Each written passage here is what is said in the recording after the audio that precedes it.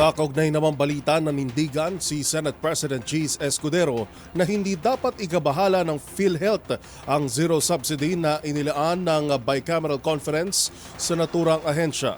Ayon kay SP Escudero, sa laki ng reserbang pondo ng PhilHealth ay walang dahilan para humiling pa ito ng karagdagang pondo para sa 2025. Ang mga detalye tinutukan ni Wina Tesoro. Nanindigan si Senate President Cheese Escudero sa pagtanggal ng subsidiya sa Philippine Health Insurance Corporation para sa 2025. Sa panayam sa 2x2 kay Escudero, binigyang diin niya na mayroon pang 600 billion reserved fund ang PhilHealth na kanilang pwedeng gamitin sa susunod na taon. Hindi naman umano ginagastos o ipinapamahagi sa mga miyembro nito ang pondo, kaya't bakit paanya nila bibigyan ng karagdagang pondo ang ahensya? Doon tinalakay ang budget, 600 billion na uli yung pondo ng PhilHealth. Laki. Layunin sana ng panukalang budget, dagdagan pa yon ng 74 billion. Mahigit 50 billion para sa pagbabayad ng premium dun sa mga walang trabaho. At 20 plus million para sa dagdag benepisyo. Ba't namin bibigyan pa uli ng dagdag, Jerry Tunying, sa aking pananaw?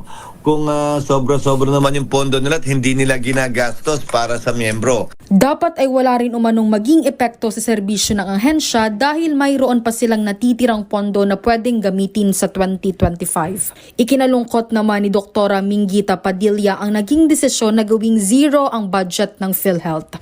Sa programang Damdaming Bayan, sinabi ni Dr. Padilla na imbes na ibigay ang hinihiling na budget ay tinanggalan pa nila ito. Aniya mas marami pa ang pondo ng para sa ayuda kung kaya't nawawala na ng kabuluhan ang universal healthcare.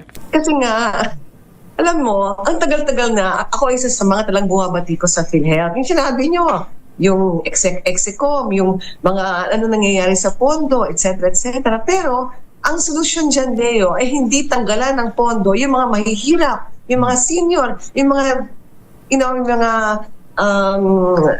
disabled, no? These people with disabilities. Ang solusyon mo doon ay tanggalin yung mga sindikato sa loob. Yun ang solusyon.